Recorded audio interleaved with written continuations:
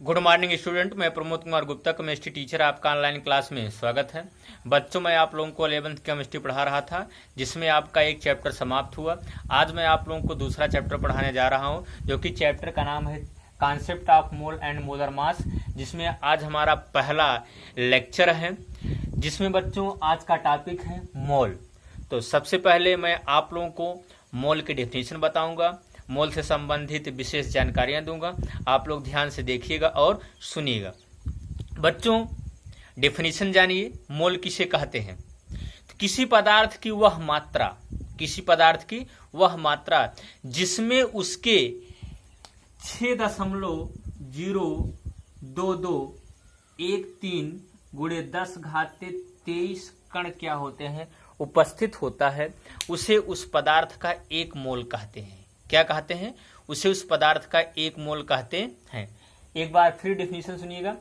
किसी पदार्थ की वह मात्रा जिसमें 6.02213 गुणे 10⁻23 कण, क्या 10⁻23 कण उपस्थित होता है, उसे पदार्थ का एक मोल कहते हैं। बच्चों, एक मोल कण इक्वल टू क्या होता है? एक मोल कण इक्वल टू 6.02213 इंटू 10⁻13 पार्टिकल्स, तो सॉरी 23 पार्टिकल्स होता है। ठीक, तो बच्चों जो यहाँ लिखा गया है कि 6.02213, तो इसको हम यहाँ दशमलव को 3 स्थान, पॉइंट के 3 स्थान तक भी ले सकते हैं।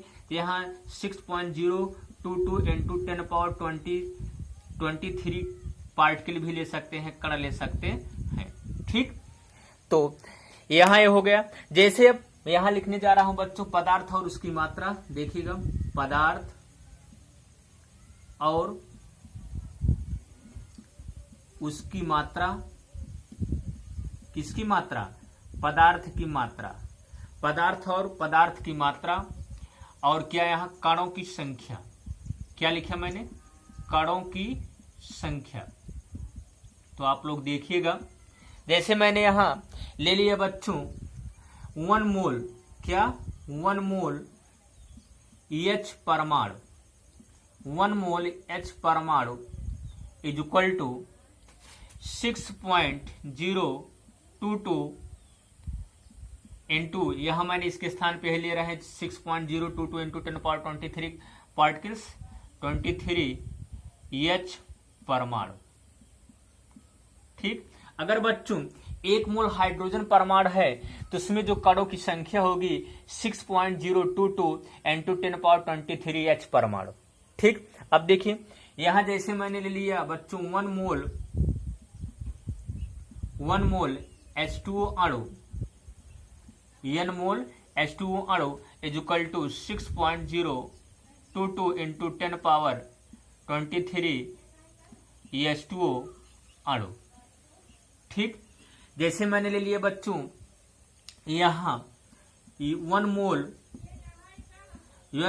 Cl ion is equal to 6.022 into 10⁻23 Cl minus ion. ठीक, जैसे मैंने ले लिया बच्चों यहां 1 mole electron, 1 mole electron is equal to 0.622 into 10⁻23 electron. क्या? इलेक्ट्रॉन। तो बच्चों अगर कोई पूछेगा कि 1 मोल H2O अणु में कितने H2O अणु होते हैं, तो आप क्या बताएंगे? 6.0 इंटू 22 इंटू 10⁻23 H2O अणु होते हैं। इसी प्रकार से अगर कोई पूछे 1 मोल Cl माइनस आयन में कितने आयन होते हैं, Cl माइनस आयन होते हैं। Cl माइनस आयन नहीं, इसके स्थान पर हम जैसे Na+ आयन भी ले सकते हैं, सोडियम आयन भी ले सकते हैं, O2 माइनस आयन ले सकते हैं, K+ आयन ले सकते हैं, मतलब कोई भी आयन ले सकते हैं। या हम आयन में नेगेटिव ले सकते हैं या पॉजिटिव आयन भी ले सकते हैं। इसी प्रकार से जैसे हमारा यहाँ है आपका 1 मोल इलेक्ट्रॉन इक्वल टू कितना होता है? 6.022 इंटू 10⁻23 इलेक्ट्रॉन होगा। यहाँ इसमें पहले में आप देखेंगे जैसे यहाँ 1 मोल H परमाणु लिए हैं तो 1 मोल H परमाणु में इतना आपका परमाणु होता है।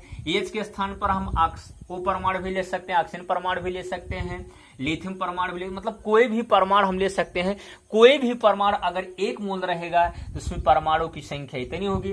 कोई भी हमारा अणु 1 मोल रहेगा उसमें कणों की संख्या ये होगी 6.022 इंटू 10⁻23 अणु होगा। कोई भी हमारा आयन 1 मोल होगा तो उसमें आयनों की संख्या इतने मतलब होंगे। यहाँ कोई मोल मतलब को हमारा इलेक्ट्रॉन होगा, इसमें इलेक्ट्रॉन की संख्या इतनी होगी। ठीक बच्चों, एक वैज्ञानिक थे एवोगैड्रो। क्या थे? एवोगैड्रो ने बताया कि बच्चों किसी भी पदार्थ में 1 मोल में जो कणों की संख्या होती है उसका मान क्या होता है? नियत होता है, अर्थात क्या होता है? निश्चित होता है। क्या होता है? नियत होता है और या निश्चित होता है। कौन बताया? एवोगैड्रो वैज्ञानिक ने बताया कि बच्चों कि किसी पदार्थ के 1 मोल में जो पदार्थ के कणों की संख्या होती है उसका मान नियत होता है। उसी को हम क्या बोलते हैं? एवोगैड्रो नियतांक कहते हैं या एवोगैड्रो संख्या कहते हैं। तो जो मान नियत होता है उसी को हम क्या बोलते हैं? एवोगैड्रो संख्या यानी ए या एवोगैड्रो नियतांक यानी ए कहते हैं, जिसका मान क्या होता है? 0.622 इंटू 10⁻23 कण। क्या होता है? कण प्रति मोल। ठीक, क्या? प्रति मोल। ये हो गया आपका। यहां मैंने आपको ये बताया। फिर मैं आप लोगों को यहां बताने जा रहा हूं बच्चों, किसी पदार्थ के मोलों की संख्या और कणों की संख्या, किसी पदार्थ के मोलों की संख्या, कणों की संख्या और उसके एवोगैड्रो नियतांक में या एवोगैड्रो संख्या में निम्नलिखित संबंध होता है। वो देखिए संबंध आप लोग देखिए, इसको मैं मिटा रहा हूं, वीडियो को आप लोग रोक कर नोट्स बना लीजिएगा। यहां देखिए बच्चों, मैंने आप लोग बताया कि किसी पदार्थ के मोलों की संख्या, एवोगैड्रो संख्या और कणों की संख्या में निम्नलिखित संबंध होता है। वह क्या है बच्चों? संबंध क्या है? पदार्थ के मोलों की संख्या, पदार्थ के मोलों की संख्या स्मॉल n इक्वल टू होता है क्या? पदार्थ के कणों की संख्या, पदार्थ के कणों की संख्या, पदार्थ के कणों की संख्या जो कि क्या है? कैपिटल N है, अपान। ठीक, अपान क्या है? पदार्थ के कणों की संख्या कैपिटल N अपान क्या होगा? कणों की संख्या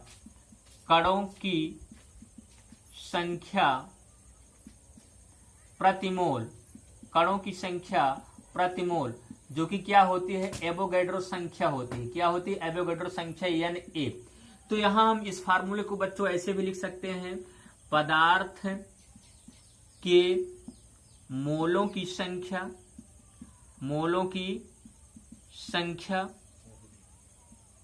इक्वल टू, पदार्थ के मोलों की संख्या स्मॉल n इक्वल टू क्या हो जाएगा? कैपिटल N अपान क्या है? Na। क्या है? Na। आप जानते हैं जहां n क्या है? पदार्थ के कणों की संख्या। आगे हम लिख सकते हैं पदार्थ के कणों की संख्या अपान क्या लिख सकते हैं? एवोगैड्रो संख्या। एवोगैड्रो संख्या मीन्स क्या है? एवोगैड्रो नियतांक लिख सकते हैं 6.0 इंटू 2 इंटू 10⁻23 क्या? प्रति मोल। क्या हो जाएगा? प्रति मोल। ये हो गया आपका बच्चों, ये फार्मूला है। इन सब फार्मूले की सहायता से आपका क्या लगेगा? न्यूमेरिकल लगेगा। अब मैं आप लोगों को अगला टॉपिक बताने जा रहा हूं, मोलर द्रव्यमान। क्या? मोलर द्रव्यमान। इंग्लिश में इसको बोलते हैं बच्चों मोलर मास। क्या बोलते हैं? Molar mass. देखिए क्या है मोलर मास किसे कहते हैं? तो बच्चों किसी पदार्थ के 1 मोल का द्रव्यमान, किसी पदार्थ के 1 मोल का द्रव्यमान, उसका मोलर द्रव्यमान कहलाता है। मोलर द्रव्यमान कैपिटल एम कहलाता है। क्या कहलाता है? Capital M. तो किसी पदार्थ के 1 मोल का द्रव्यमान, उस पदार्थ का मोलर द्रव्यमान कैपिटल एम कहलाता है। ठीक, तो क्या कहलाता है? Capital M. अब देखिए, जैसे मैंने ले लिया हमारा 1 मोल H2O हो गया। क्या होगा? 1 मोल H2O। तो H2O का मोलर द्रव्यमान कितना होगा? बच्चों, कोई भी हमारा अणु है, कोई पदार्थ है, उसका जो अणुभार होता है वही उसका क्या कहलाता है? मोलर द्रव्यमान कहलाता है। क्या कहलाता है? मोलर द्रव्यमान। तो देखिए H2O का जो अणुभार होता है बच्चों 18 होता है। तो 1 मोल H2O का जो मोलर द्रव्यमान होगा वो कितना होगा बच्चों? 18 होगा। कितना होगा? 18। इसी प्रकार से हमारा 1 मोल CO2 अणु का जो मोलर द्रव्यमान होगा यहां आपका हो जाएगा बच्चों 44 हो जाएगा। क्या हो जाएगा? 44।